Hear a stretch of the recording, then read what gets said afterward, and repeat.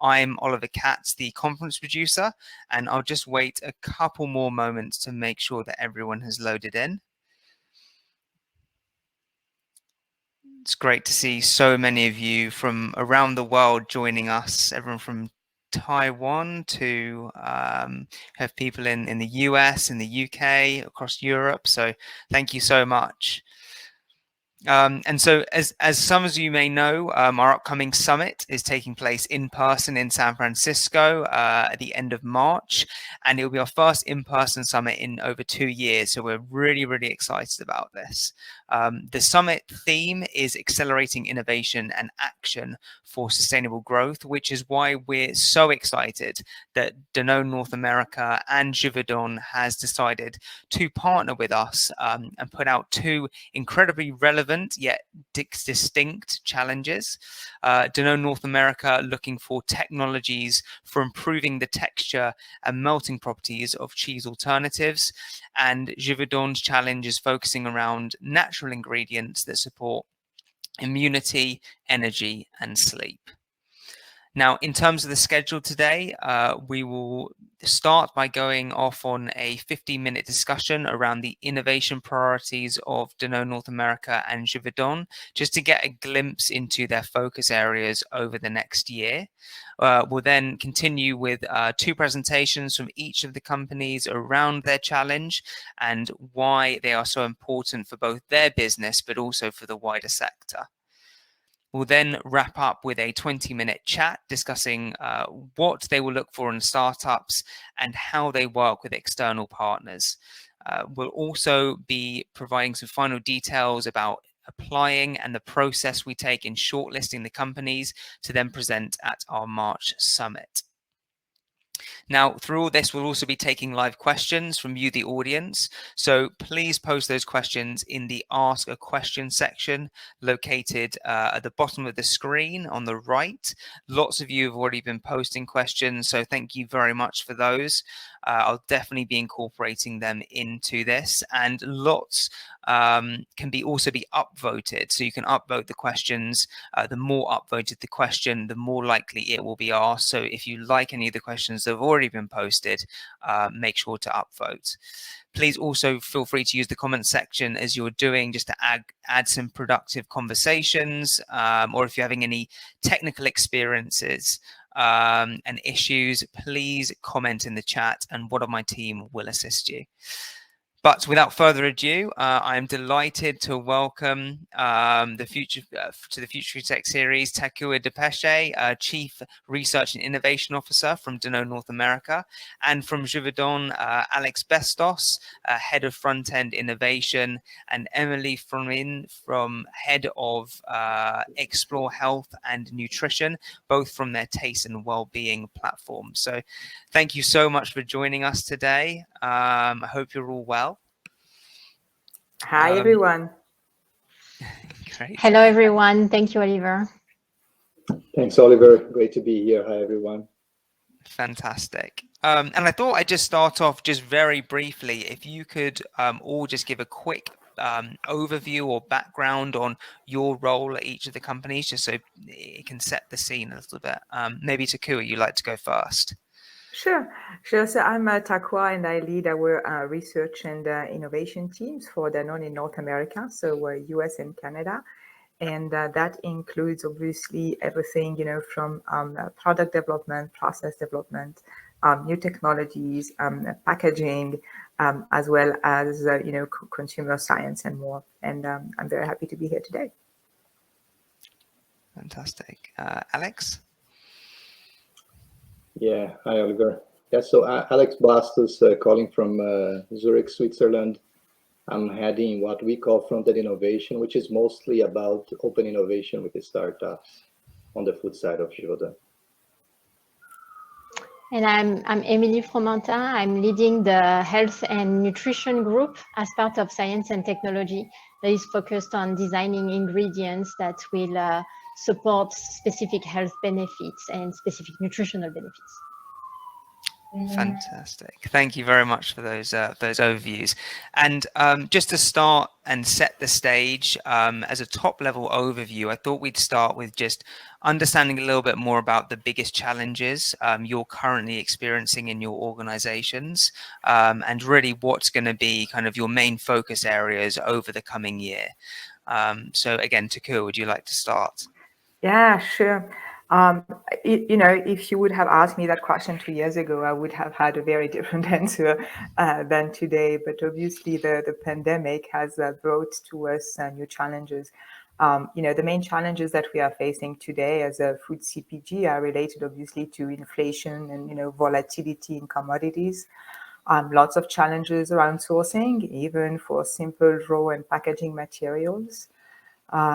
Increase in transportation costs. So a lot of challenges faced currently are really related to supply chain overall, end to end. And these, impacts our COGS and our services. So what does it mean for innovation? Because we are talking about innovation today. It means that we need to focus on our first bigger innovation, right? And scaling those innovation. We need to focus on execution, on prioritizing those innovations. It also means that we need to make sure that those innovations are hitting on the new consumer needs, right? With COVID, we've seen clearly an increase in interest from our consumers on wellness and healthy eating. So we want to focus more on those specific trends. And the last point I would say related to the supply chain challenges is about how do we design our innovations, right? We talk a lot about designing to value. And that's another very important area of focus for us. Brilliant. Thank you. That's really interesting. And I'm guessing from Juvederm's point of view as well, health and wellness is at top of mind as well. Yeah, very much, Oliver. I mean, we have, of course, like many different challenges, but if we just stay within the scope of this challenge here, I see a lot of startups out there, and in many different places. I think it's the beauty of working for Givaudan because we work in so many different categories. We have so many different challenges. But just talking about this one, and I agree with Takoua, even more now with COVID, the awareness of the consumer trying to get more out of their food is increasing, by the hour. And that's why we are launching this challenge here. We see what Emilie likes to say, the functionalization of food or the foodification of supplements, right? So they're kind of going both ways and trying to deliver more benefits to the consumer. So consumer is looking for more out of their food. And that's a major challenge we are trying to solve, not only with our own internal research, but also with the startups in this case. It's pretty difficult because, you have the clinical part, we need to prove the case to make sure that, we can deliver those ingredients and they can effectively impact the health of the consumers. So regulatory is also like another main boundary there that we need to make sure that we are, looking into it and we know how to, respond to those demands, because at the end, the food needs to be safe as well. So it's a beautiful challenge. I can't say that it's hard to find disruptive innovation in this space, but I'm full of hope for this challenge here and, to partner with startups and entrepreneurs and bring solutions that truly create impact for the consumer. Fantastic. Yeah, it's definitely a tall order, that's for sure. So I think I'd like to continue a little bit with more around what you're seeing as Juvederm. So obviously we've heard and seen that over the last 2 years there's been a huge increase, and rightly so, in consumers' interest in well-being, looking after their health, and how diet really plays such a strong role in that. How do you define well-being? And that's one of the questions that we actually heard from someone registering. For us, well-being is it goes way beyond the absence of disease. What we see and experience from consumers is the willingness to age well, and that goes with improving daily performance in all the area of life, at work, on the personal side. It goes with having an improved mood, being happy, connecting with the senses, and connecting with the mind and the body in a healthy way. And with the pandemic, it has accelerated even more is how to connect well-being with healthy nutrition, and a healthy nutrition that's going to go with a healthy digestion, healthy sleep patterns, good sports performance, that help bring up the right level of energy, and go to everybody wants to go to their daily life full of energy, and in the long run contributing to a better immunity and better health overall. So Great. that's how we define well-being. Yeah. Fantastic. Yeah, kind of quite a holistic approach. And are you able to provide any insights into kind of the consumers and their understanding of things like immunity or natural, those sort of terms? Yeah, and really immunity is, with the pandemic, it's been very clear that the idea is to make sure that our immune system is strong enough to avoid a high severity of the infection. And here the consumers have made a strong connection between the diet and the lifestyle. We've seen a lot of reports of improvement or increase of eating fruits and vegetables in the hope of boosting immunity. A lot of changes in consumption of vitamins, probiotics, nutrients that create that connection between gut health and how strong is the immune system. And that's a big piece of the definition of immunity holistically, as you rightly mentioned. And when it comes to natural, whole food appears to be key. Consumers want ingredients they recognize on the label, and being able to be transparent about the origin of the food or the ingredients that are used in the food, and making sure that it's naturally occurring or obtained naturally or extracted naturally. And that's how we see the consumer view on the naturalness of the ingredients we're producing. Great, perfect. And then what sort of claims are they looking for? Specifically, you've chosen in your challenge to mention sleep, energy, immunity. Which one of those, I guess, do you feel is the biggest market? Is there one that stands out as being something that everyone's looking for, or across the scale? Immunity comes top of mind. So really, here we are, looking into any clinical evidence associated with reduction of severity of the symptoms, or reduction of occurrence, and ensuring that consumers do not catch the common cold or any other virus out there. And what we see is right after immunity, the lockdowns have really boosted everybody's attention to their own mental health, and we have paid more attention to how we sleep. The digital trends, the smartwatches and devices have accelerated how we think about our sleep, and how it impacts our energy the day after.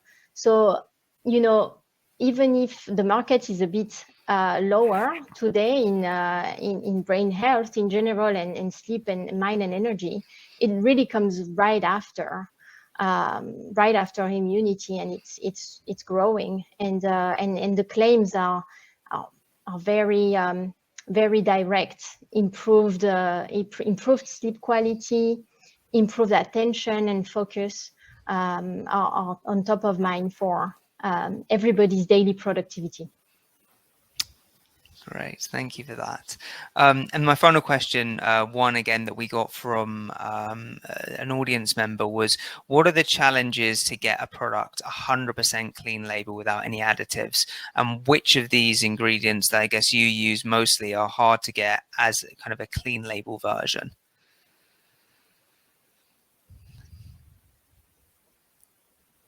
So, on our side, what we are, and it's a complicated question. On our side, we are working hand in hand with the regulations to be able to define what is really clean label, and there's been a clear tendency and trend in some countries to make sure that our products do not contain silica or maltodextrin, and those are ingredients that we are looking to remove from our labels as much as possible. Brilliant. Perfect. Well, thank you very much for giving insights around that. And kind of over to you, Takoua. So obviously your challenge is very much focused around the plant-based. And as people start to incorporate more plant-based foods into their diets, what in your eyes are the areas that need most improvement? Yeah, that's a great question. So indeed, as I mentioned earlier, in particular, the pandemic has accelerated the shift for consumers to basically move towards more flexitarian diets, right? Increase or add more plant-based options to their diets, because those plant-based options are perceived as healthy. And for us in that area, I would say that taste remains a top priority. Because we know, based on different consumer studies, that half of the consumers cite taste as the top barrier to not buying plant-based dairy alternatives specifically. And so this, insight has clearly impacted how we bring new products to market, especially, plant-based cheese, and we will talk about that in a moment. But not only. And for instance, the recent launch of our Silk Next Milk beverage and So Delicious Wonder Milk beverage that are just hitting the market as we speak are an example of that strong focus for us on taste.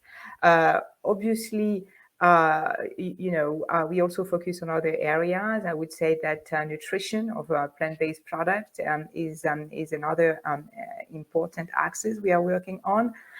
For instance, with products high in protein, we just launched last year Silk Ultra with 20 grams of complete plant-based protein per glass, or even our Silk Greek-style yogurt alternative with 10 grams of protein. So nutrition is another area. And I think, as I mentioned, Emilie, as well, clean label is certainly something that we are focusing on for our plant-based products. And at the end, what we want to do is really to help those flexitarian consumers add more plant-based products in their diets.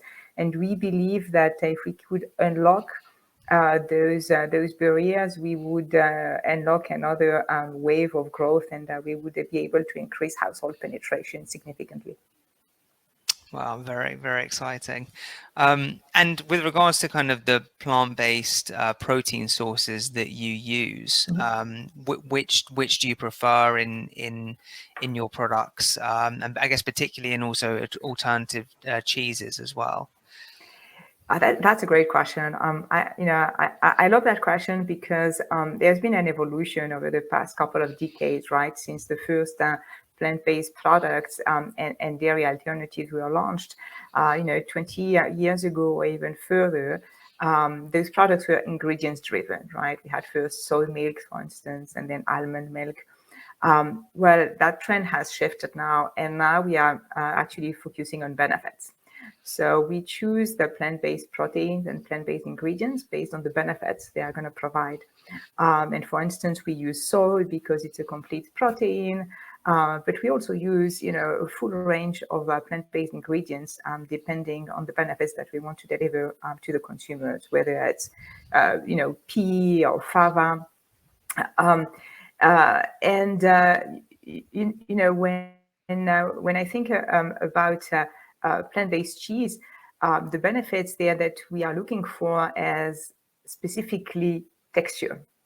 And so we are looking at plant protein that can deliver specific functionalities like gelling, or like emulsification, during the process. And so for those applications, then we look at very different protein. It could be potato protein, for instance. We also played with some corn protein because the other benefit is related to the functionality. Great. Really, really interesting. I thought this was also a really interesting question that someone submitted at registration was, how long do you think it will take to allow consumers to be okay with the shortcomings of plant-based cheese? And I'm guessing, obviously, from that question, you're obviously aiming for there not to be any shortcomings, right?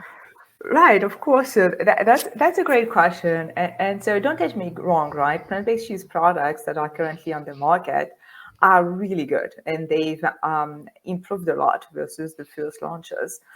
And for those who have not tasted any of those products, I really recommend you taste those products because you will change your mind about what plant-based cheese can deliver. And the reality is that plant-based cheese is growing double-digit growth, right? So consumers like those products.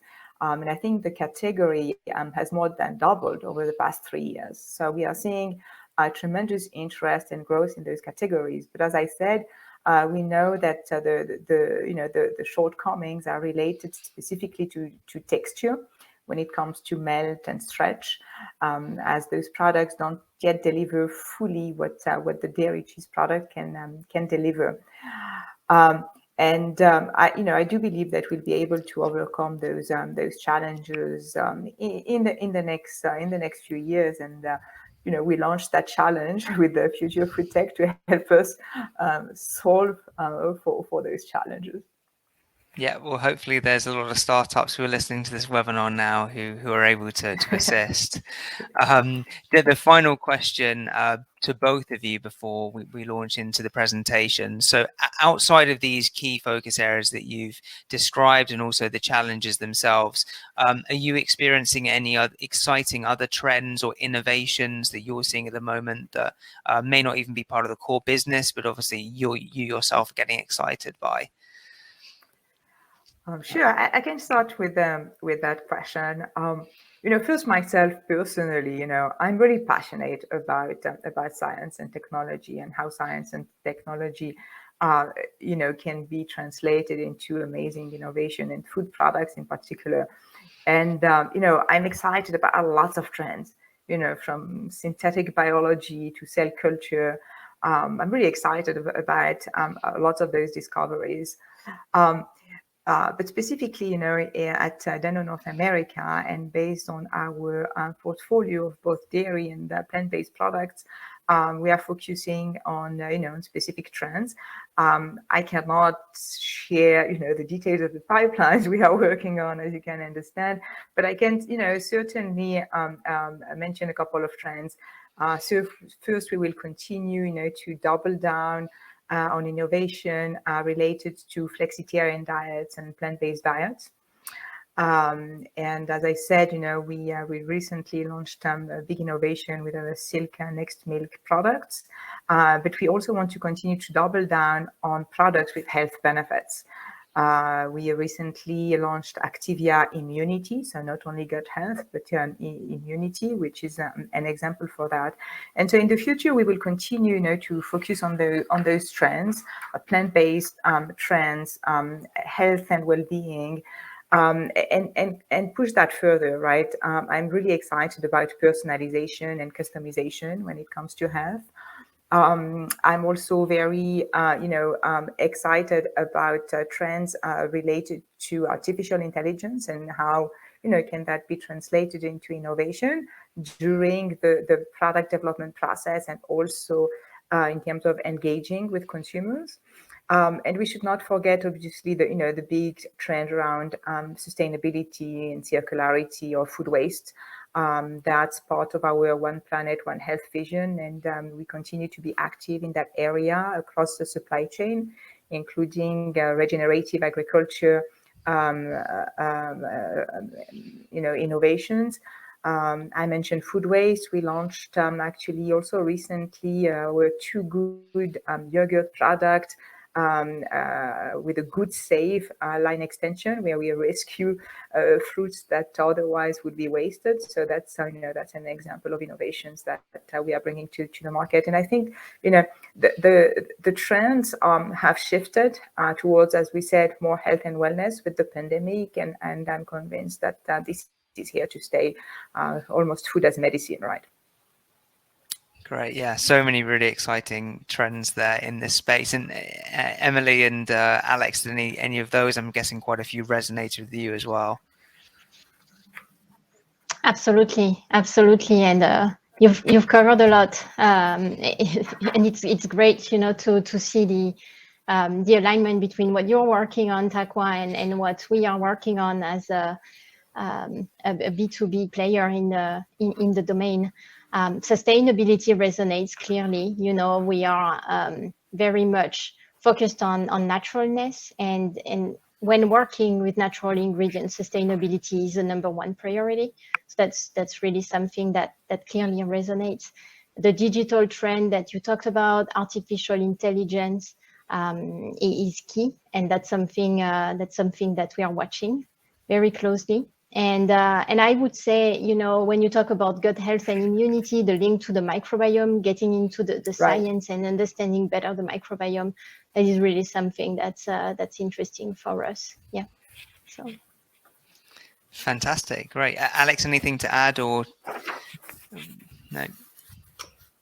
No, I think Takoua and Emilie, they covered quite a lot of ground there, and yeah, I mean, I'm passionate about all the science around mimicking nature, that being with the precision fermentation, synthetic biology, also, I mean, I'm personally very curious to see where plant cell culture is going to go. Now we see this emerging plant molecular farming. I mean, it's just amazing to see all this. Again, a lot of questions in terms of scalability, but I think if we keep ourselves curious, this is already a great start. Yeah, very, very exciting. Perfect. Well, yeah, thank you so much for sharing those initial thoughts. And so now over to you, Takoua, to give a little bit more understanding and present around your innovation challenge. Okay, let me share my screen. Perfect. Can you see my screen? Yes, we can. Yeah. Okay, thanks. Okay, so yeah, I will quickly talk a bit about this challenge and give you some market context. So as I was sharing earlier, we know that consumers are a bit skeptical that plant-based cheese won't stack up in taste and texture to dairy cheese, and our brands are really working to shatter those perceptions, including our So Delicious dairy-free cheese with a new line of products that we actually just launched a few months ago. And also more recently, the acquisition of Follow Your Heart that complements our portfolio. And the first, insight I want to give you is that cheese is a huge category. In the US, it's a $20 billion category. And the plant-based cheese, as you can see on this graph, only represent 1% of that.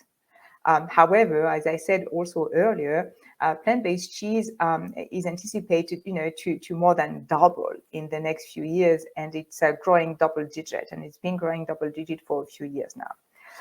If you put those data in perspective with dairy milk versus plant-based milk being, a much more mature category, you see the opportunity that we have, right? Plant-based milk represent about 20% of total milk. So from 1% to 20%, you can imagine how we can grow that business. Also, when we look at household penetration, we see a gap, but for us, it's an opportunity between the household penetration of plant-based cheese on total cheese, which is only about 6%, versus the household penetration of plant-based milk on total milk. And plant-based milk have a household penetration of 47%, which is quite high. So, having said that, we see plant-based cheese as a huge opportunity for the future. And plant-based cheese is also a very competitive market. I'm not going to share the different brands that are present in different countries around the world on the market. But looking at North America over the past 5 years, you can see how the number of new products have exponentially increased over the past couple of years. However, and we've done a lot of internal research on the topic, and those charts actually represent a recent study on plant-based cheese barriers and perception. We know that taste and texture are the biggest barrier to plant-based cheese, whether it's for existing users or what we call prospective buyers. Most of them cite taste and specifically texture as a barrier to purchase. And if I am more specific when I say taste and texture, I think there's really a gap when it comes to stretch. And you see, one of the big application in the US, which is just a simple grilled cheese sandwich. On the left, a sandwich made with plant-based cheese. Again, really great product. You see how the cheese melts on the grilled cheese sandwich. But on the right side of the screen, that's a dairy cheese used in a grilled cheese sandwich. And you see the difference, in particular, when it comes to stretch. Same in the pizza, right? And I think in the pizza, it's not only about stretch, but it's also about melt. So on the left side of the screen, you see a pizza made with a vegan mozzarella. Very nice melting, browning as well. But when it comes to the stretch, we are still a bit short if we compare it to a dairy cheese on the right side of the screen. So why is that? Obviously, we've done a lot of work, and I'm not going to go into the details of the science behind dairy cheese versus vegan cheese, but we know that the main reason for this technical challenge is casein, right? Because casein has unique properties in cheese, and casein is what makes cheese solidify, melt, and stretch. And so vegan cheeses have tried to imitate the properties of casein by using different ingredients to provide, this gel or stretch, melt. Those could be starches, hydrocolloids, the types of oils, etc. But still, those solutions are not fully delivering on the dairy cheese functionalities when it comes to melt and stretch specifically. And I'd like to add as well that it is actually possible to make a plant-based cheese that melts well, even in mouth. Dairy cheese already starts to melt in mouth, and that's what gives the wonderful, flavor of cheese that consumers don't want to give up. But then we have some processing challenges, right? Then we cannot slice that cheese, or we cannot shred it. And so that's why basically we are launching this innovation challenge. We are looking for technologies to improve the texture and melting properties of plant-based cheese. And specifically, we are looking at replicating the stretch and the melting properties of dairy cheese. And we are focusing on very specific applications. Those are plant-based shredded or sliced cheese. Basically, the type of cheese that you use on a pizza, on a burger, or in a grilled cheese sandwich. The technologies we are looking for can be applied in the short term. And now, we understand that those technologies will most probably be related to ingredients, formulation, or processing. But we are also open at new technologies like precision fermentation, as we discussed a few minutes ago. We would like, obviously, that those technologies already have a proof of principle, meaning some prototypes that we can taste, right? A plus would be also to understand if those technologies could be scaled up for an industrial manufacturing process. So that's our challenge. And I'm going to stop here. Brilliant. Thank you so much, Takoua. That's some great insight. Over to you, Emilie and Alex.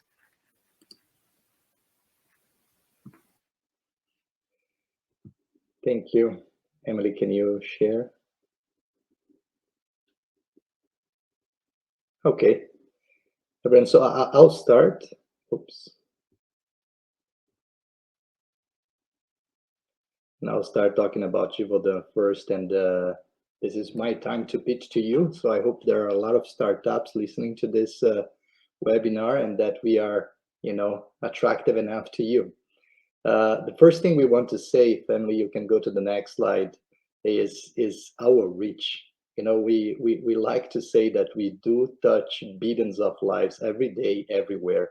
If you think about, the set of solutions we have, and you think about different applications and all the locations where we are around the world, we have like a huge reach. We have a great impact, and I think this is definitely of great interest for startups that want to go into scale and want to have something that impact consumers' lives.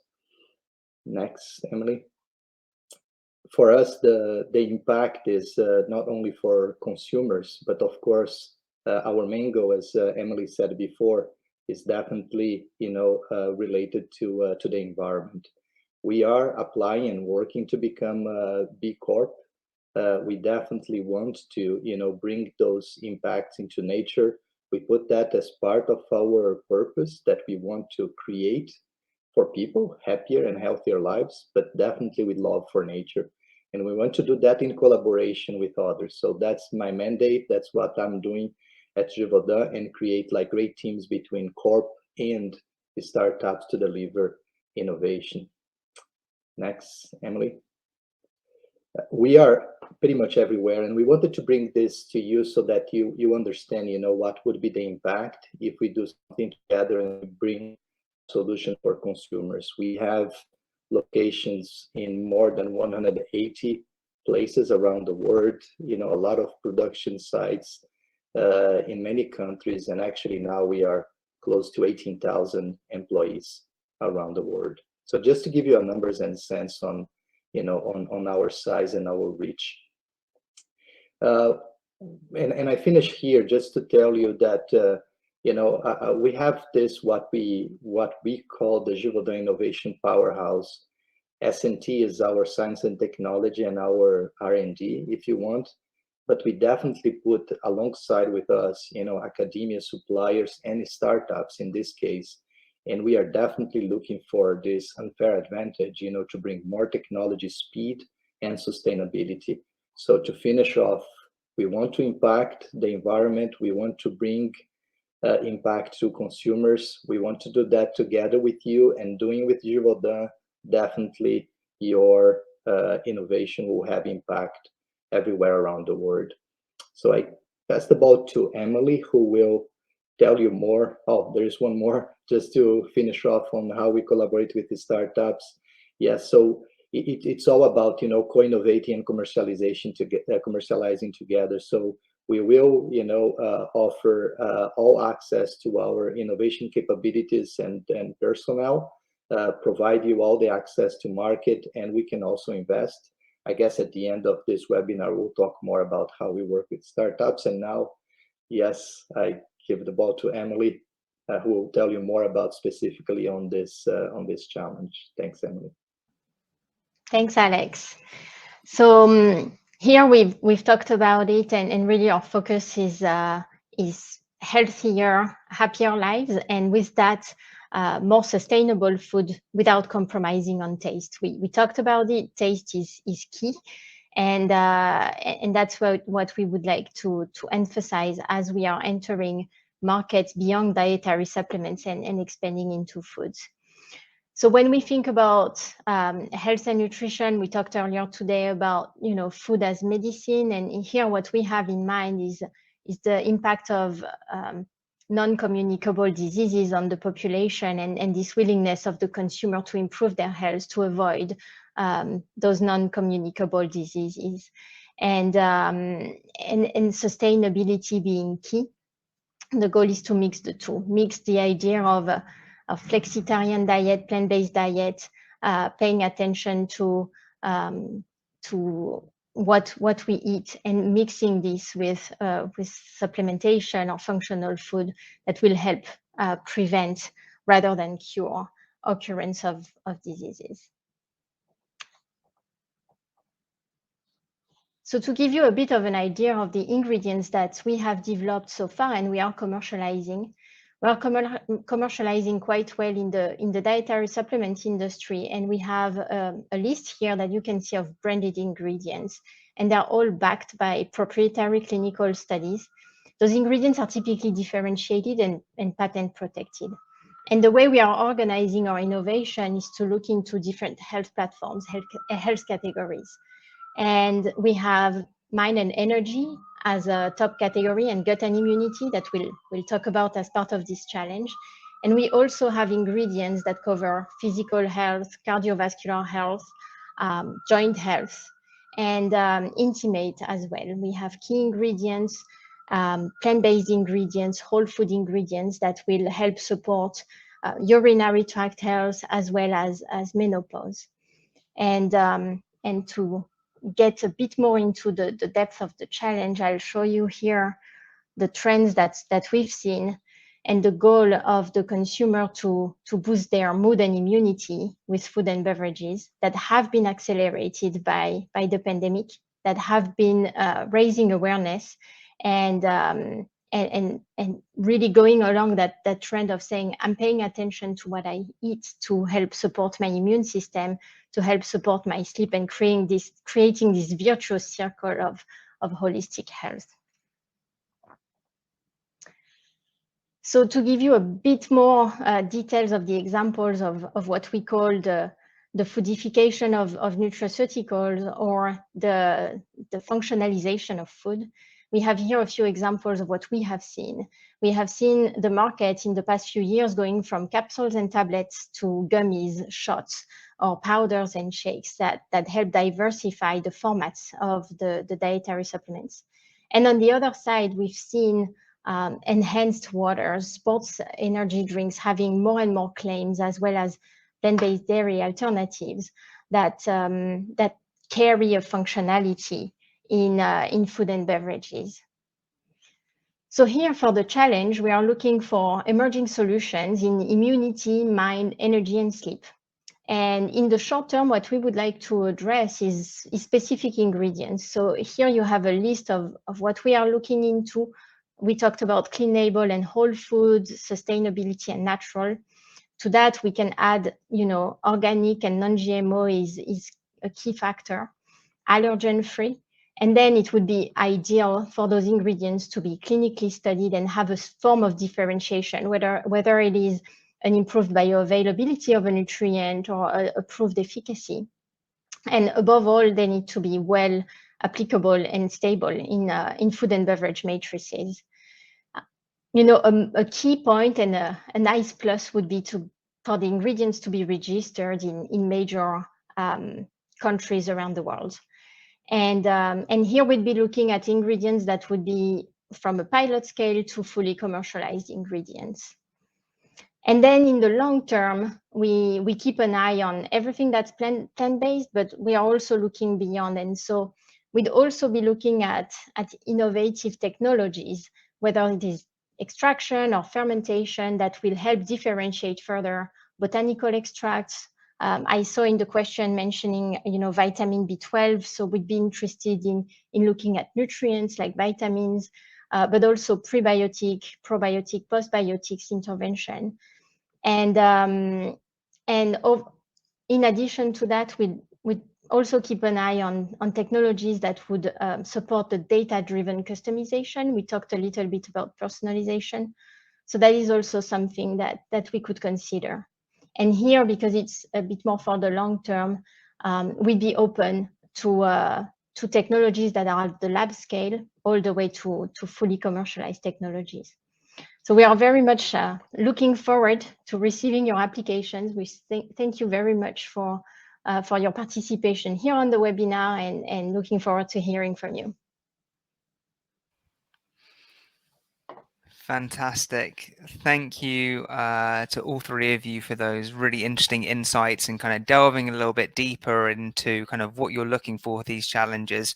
We're obviously really looking forward to seeing the applications coming through and who's inevitably chosen to present at the March event. A few follow-up questions. Firstly, is how do you typically work with startups? So if I was a founder, for example, of a new venture, what is the process that you go through to vet and then collaborate with early stage startups in your businesses? And Emilie and Alex, if you wanted to go first. Yeah, I can go first. I mean, I guess by now, I mean, people know a little bit about the process, right? So we'll start, of course, with basic, interviews and and meetings, trying to understand and get data. And as we advance, then the due diligence starts to be a little, more specific. Of course, we'll sign, NDAs to get access to the data, and ultimately we'll have to test the product, right? So that's what we need to do at the end. And this is the good part about food, because testing is very nice, trying products, and we have seen amazing innovation. So it starts with conversations. It starts, with sharing data and specific, IP. We are looking for solid IP, of course. And then finally, we want to test either your product or your technology platform. Takoua. Yes, as Alex said, we have a similar process to work with startup. The due diligence phase is an important phase. Obviously, signing NDA, because we do not want to receive any proprietary information without, protecting both parties. I would say it goes both ways. We are also flexible, I would say. We can adapt this process depending on the business model of the startup. Some startups are focused more on B2C, some others are focused on B2B. And for us, it's really important to understand what the startup is trying to achieve. And finally, as Alex said, yes, we want to taste the products, right? The proof is in the pudding at the end. Yeah, I think that's partly why we're all in this business as well, is to eat some good food. I guess on that point as well, COVID has probably impacted that in a way, in terms of you actually getting samples or being able to go and actually meet founders face to face and try their food. How have you kind of overcome that? And is that still an issue now? I can go first. I think, with COVID, we learned new ways of working, and some of those ways of working are actually really efficient. Even for our teams in the labs and pilot plants during the pandemic, we've been shipping samples to their homes, right? And actually, many people in our teams have transformed their kitchen into a lab for doing prototypes at home. And this works well. So I think we can certainly use those same ways of working with the startups to receive samples. Shipping is fine. We've seen that. Yeah, there is a little impact. I mean, there is actually not a little. Actually, there's a huge impact, right? In all this innovation, there is a lot of co-innovation, right? Kind of getting on the bench together and doing the work. I agree with Takoua, like sending samples, you can do that. But and I think as they do at Danone, that they do love. We also love to actually get together with a startup, work together with them. It's also like a cultural experience, and we are missing some of that. But I have seen so many creative ideas, and I think the last one I saw was like this guy's, hey Alex, can we get an Airbnb close to your site? Then you come to the Airbnb and we do the work. Finally, for us, it's about the safety of our employees first, and also the safety of our partners. So that comes first. So we take that into consideration. Sometimes it's more difficult. It's more difficult to do that collaboration. But I think we've been able to be very creative, and still to move forward. Correct. And I want to add that, our teams are still working, right, in labs and in pilot plants, obviously, respecting strict safety guidelines and protocols. And it's been working well. That's great to hear. Brilliant. I think also what I found really interesting and exciting is both of you and your companies are so open to not only kind of the traditional technologies and things, but like new fermentation technologies, obviously things that are really lab scale, cell-based ingredients and foods as products that.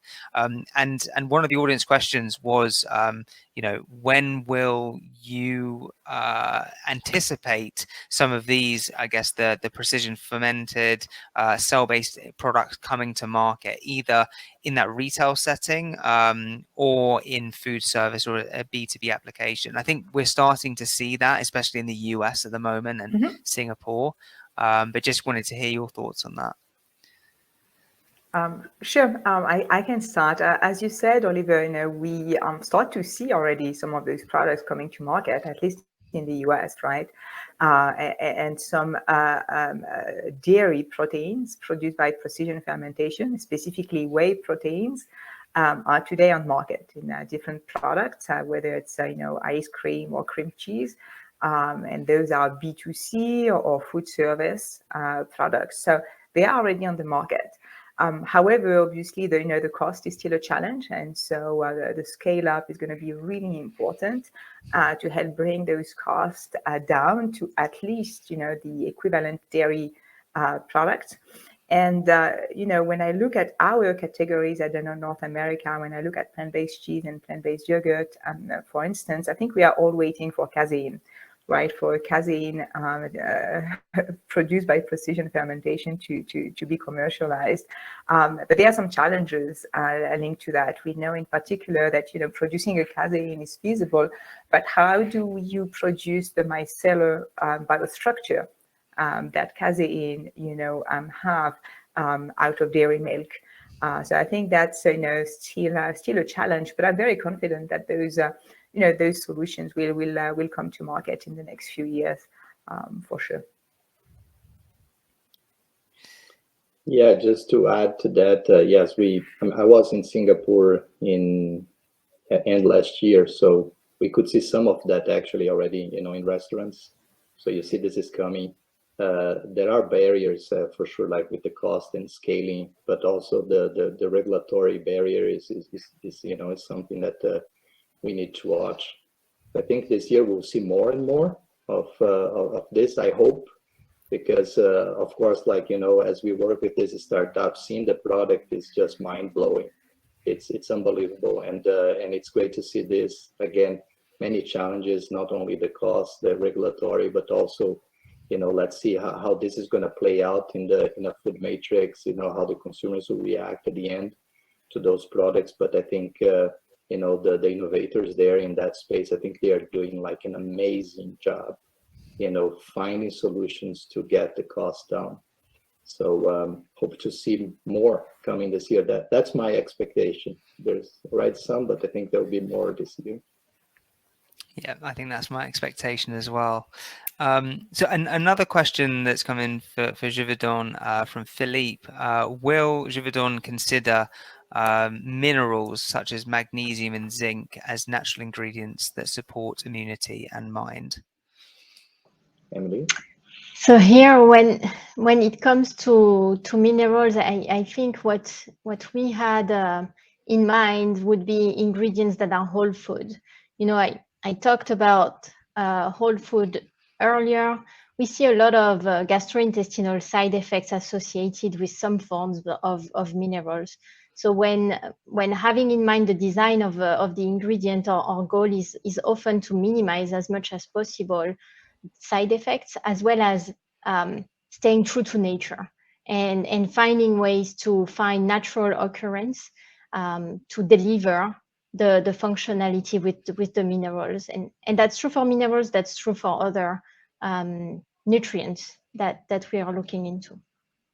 Great, thank you very much for answering that. And then Takoua, in terms of plant-based sources and particularly nuts, do you see a decreased concentration in nut use, specifically almond, due to kind of the high water requirements and overall a decreased level of sustainability in comparison to other plant-based sources such as pea?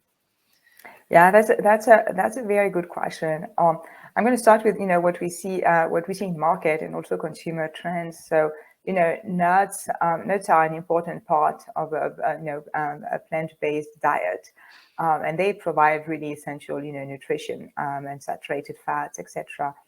And this is a fact. So I don't think we are going to see a reduction in nuts in the future. And when I look at packaged products and almond milk, for instance, which is still the number one milk alternative on the market, and is still growing, and we continue to innovate in this segment. However, obviously, we are very sensitive and very aware of the sustainability impact of all ingredients that we use, not only nuts. And so a couple of examples, obviously, we have a collaboration with How Good that developed a tool to help us measure the impact of our formulations on different sustainability and social metrics. And we use that tool for all our new products development and also to improve existing products. Specifically when it comes to almond, we also have a few initiatives with our Silk brands in place. For instance, to promote the pollinator. We are also looking at water usage. So we work on all those areas to reduce our impact on the environment for sure. Great. Brilliant answer. And so we've got about 4 minutes left. So 2 more questions.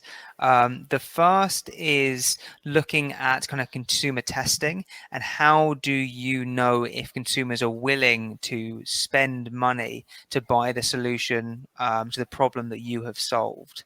So Alex and Emilie, if you'd like to go first. Emilie, you want to comment first? Okay, I can comment. Yeah. It's a really good point. For us, cost efficiency is key, and it's important that we remain relevant across the board for the budget of the consumers.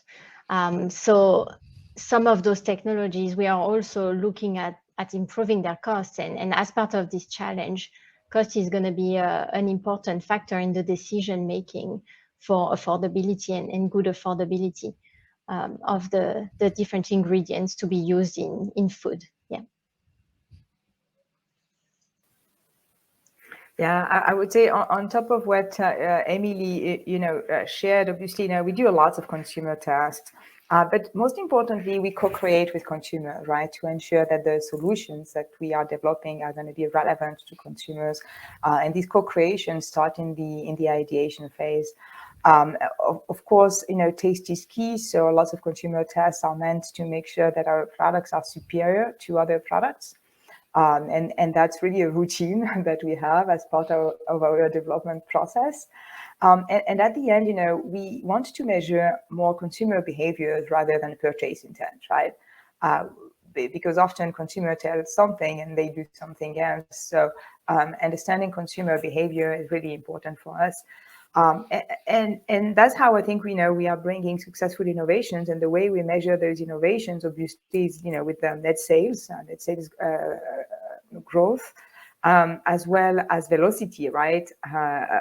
It's another important metric that we use once we launch a product, and distribution. We should not forget that making sure that our products are available to a wide majority of consumers is important. And we work closely with customers as well along that process. We also do co-creation with our key customers, which is an important part of the process, as they have lots of shopper insights that we need to integrate.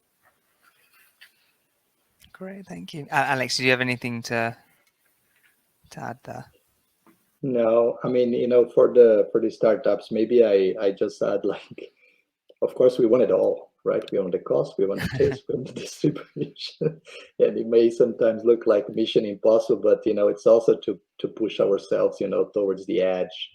I mean, the industry is very competitive, and I think the consumers, and we are consumers, we also want it all, right? We want great experience, we want affordability, we want it to be traceable, sustainable.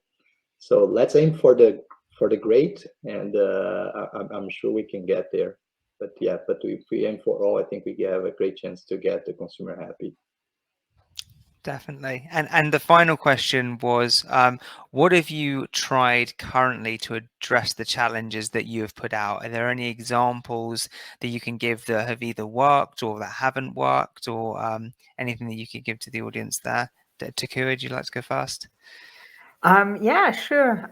So as you can imagine, we tried a lot of solutions first, whether it's ingredients, formulation, processes, and I think at the end, what's gonna work is probably a combination of all of that. It's not only a magical ingredient or a new process, but I think it's going to be a combination of that, as we know how complex is a dairy cheese matrix. And if we want to deconstruct that matrix and reconstruct it with plant-based ingredients, there's going to be a lot of interactions between those different components that needs to be created, not only during the formulation part, but also the processing part. Yeah, on our side, I can say, we have done approach like this, like challenges. We have definitely put like an ecosystem around the world with partners, and as they like when I say that, that I need to brainwash them so that when they are out there, they think the way we do and they look for the innovations that will be interesting for us. So it's working. We are getting definitely interesting leads. But as I said at the beginning, it's a hard space for us. And when we know that, especially because of the clinical part. But then I'm sure Emilie can complement here on other approach we have also with our internal teams. Yes, and here key winning approach is making sure to remain pleasant and applicable in food and beverages with this aspect of being palatable and beyond palatable, taste great, with having a functionality and having a health benefit. And that's why we opened up a little bit, especially on the second part of the challenge, to technologies that are lab scale, because we understand the challenge here, and the combination of the two is a winning solution for us. Great. Well, thank you so much, Emilie, Takoua, and Alex, for joining me today to talk through those challenges. We're obviously really, really excited about launching them with you guys and seeing all of the applications roll in. So from you listening at home, thank you so much for tuning in. You can also go to our website, so futurefoodtechsf.com, and there you'll click on the Innovation Challenge link, and you'll be able to see all of the details about each of the challenges, as well as a form to fill out and apply.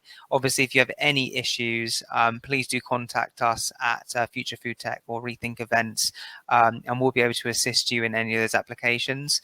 We will be closing them out in a few weeks, and then we'll be kind of starting the deliberation process to choose 3 to then for each challenge to then present at the San Francisco event on the 24th and 25th of March. But yeah, once again, thank you so much, guys. It's been a pleasure to speak with you, and looking forward to the future. Thank you, everyone. Thank you. Looking forward. Thanks, everyone. Bye. Bye-bye.